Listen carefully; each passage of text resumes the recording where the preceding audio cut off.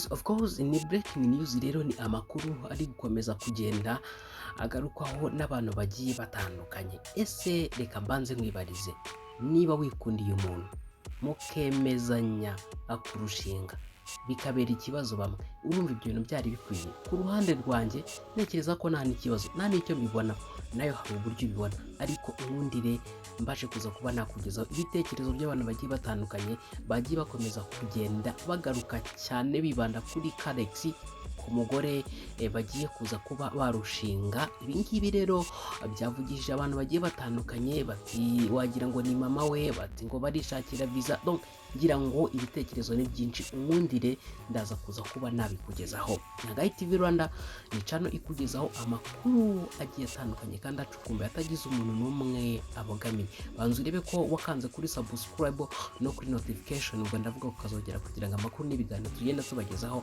umunsi kundi azajye akugereraho ku gihe. Reka mbanze ngusomere iyi nkuru. Ni inkuru yari yanditswe n'Igihe hari ku itariki ya 24 Ukuboza umwaka w'ibihumbi 2024 mu murenge wa Jabana, niho uyu Kalex yasezeraniye n'umugore we Angelique Uwayezu bitegura kurushinga.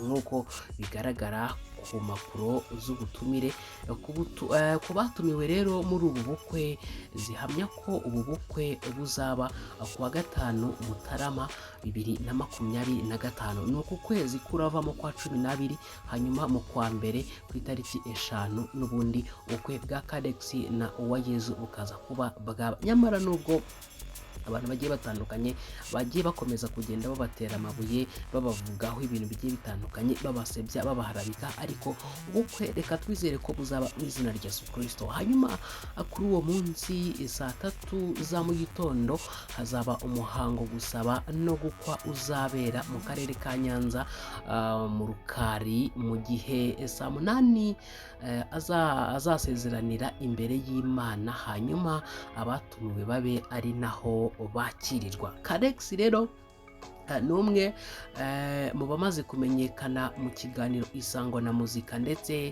na Sunday Night, n'umwe mu abanyamakuru n'ubundi b'imyidagaduro bagezweho muri iyi minsi. Ngira ngo abantu bagiye batandukanye baramuzi. Hanyuma uyu musore uretse kuba akora ku Isango Star, yamenyekanye kandi no kuri Radio Huguka, ari naho yaje kuza kuba yakwamamarira. Ariko kuba yakunze bibaye ikibazo, kuba yakunzwe bibaye ikibazo. Ibintu tuzabifata gute? Ibi bintu urumva byari bikwiye kuba umuntu yagira amahitamo ye, abantu bakaza kuba bamutera amabuye, bakaza kuba bamuvugaho byinshi bigiye bitandukanye. Umwundire mugezeho ibitekerezo by'abantu bagiye batandukanye, hanyuma nawe ufite uburyo ki ubitekereza, ariko kandi buri muntu wese aba yemerewe gutanga igitekerezo ariko kidakuraho icy'abandi. Uko wavuga kose Kalex ntabwo yakanga ntabwo yakanga umugore we, uko wavuga kose ntabwo umugore yakanga Kalex kubera ko bamaze gukundana kandi nawe abatandukanye. Hanyuma rero umwundire mugezeho ibitekerezo bya bamwe bagiye batandukanye. Yes, nk'uko rero nari maze kuza kuba nabikubwira, uno yitwa Peter yagize ati mbega umugore aratangara. Uyu nguyu yitwa Freeman yagize ati ariko ni visa yishakira. Uyu nguyu yitwa Smopier yagize ati murakoze ku makuru meza mutugezaho, ni ukuri kategori ya FC ya bose, niyo mpamvu uyishaka aba afite impamvu ikomeye yatumye ayitamo. Murakoze. Ngira ngo byo ni ibitekerezo nyine by'abantu bagiye batandukanye. Uyu nguyu yitwa Inkoramutima yagize ati yamamaye mu biki ko namuzi, yaririmbye iyihe. Uyu nguyu yitwa Maximus yagize ati uwo mwana wafashwe ku ngufu ajyanwe kwa muganga, hama uwo wamufashe ku ngufu akajyanwa kuri polisi agahanwa. Kira ngo abantu bagiye batandukanye n'ubundi nakubwiye ngo bagiye bagerageza mu by'ukuri kugira kuvuga amagambo atari meza kuri Kalex ndetse n'umukunzi we Uwayezu Angelique. Uyu nguyu yitwa Gasore yagize ati congratulations. Uyu nguyu yitwa Ernestine yagize ati oh wow Kalex this congratulations. Uyu nguyu yitwa Ndizihiwe Victor yagize ati kaze neza mu muryango mugari w'abagabo.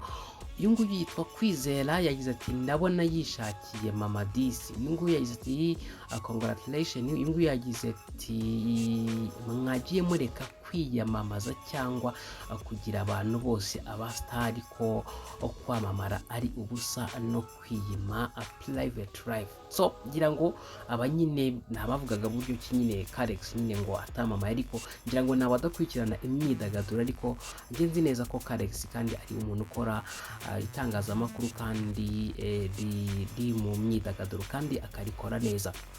Uyu nguyu yitwa Maurice yagize ati aha ndabona angana anywa Gilbert Mugisha cyangwa baravukana n'aba diaspora di. Uyu nguyu yagize ati congratulation gentleman. Uyu nguyu yitwa Yves congratulation muntu w'iwacu murakoze. Uyu nguyu yitwa Daniel yagize ati mu magambo make umwe yahenze undi. Uyu nguyu yitwa Werarisi yagize ati n'ababeshye nibwo namwumva. Uyu nguyu yitwa Alexizo yagize ati ko mbona wagira ngo ni mama we. Uyu nguyu yagize ati muzagire urugo ruhire. Uyu nguyu yagize ati congratulation. Uyu nguyu yagize ati umugore yari munini abari akabado. Yego rata. Uyu nguyu yitwa Prince yagize ati kavukire bro. Uyu nguyu yagize ati Benkongzi brother Kalex. Uyu nguyu yitwa Offset yagize ati ni ukuri iyi nkuru ifashije abaturage kwiteza imbere bitewe n'ubumenyi dukuyemo, bwo niwe uzi ubwakuyemo.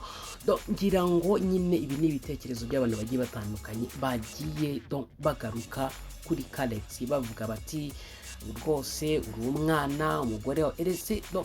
Ntekereza ko wenda kuba babonye abyibushye ari byo wenda bashingiyeho bavuga ngo waramubyaye, ngo yakurikiye amafaranga, ngo yakurikiye imitungo, yakurikiye ngira ngo abantu nyine baravuga ariko ntibabuza abantu kuvuga. So reka rero nsoreze aha ngaha, mbashimire kandi mbifurize gukomeza kugira ibihe byiza, ariko mbabwire ngo ntusigere ujajinga umuntu burya iyo yahisemo gukunda umuntu aba yamukunze kandi nta bimuhatiramo. Rero sinumva ko gufata umuntu mukamuha harassmentinga mukumva ko nyine byacitse nyine ngo yakundanye n'umuntu umuruta gutya na gutya, ngo yakurikiye ama interest runaka nyamara atari nabyo. Ntekereza ko atari byiza. Nyine umuntu wese agira uko akunda, kandi uyu munsi ndaguha urugero rwiza rworoshye. Uwo ukunda uyu munsi nawaza kubwire ngo mwange, kandi ujya no kumukunda nta n'uwamuguhitiyemo. Rero si ngombwa ko dufata abantu tukabajajinga ndetse kandi tugendeye ku bitekerezo byacu nyamara ubwabo bo bamaze kuba abashimana. Reka rero njyewe nsoreza nga naho mu kanya mu makuru yacu agaruka n'ubundi twebwe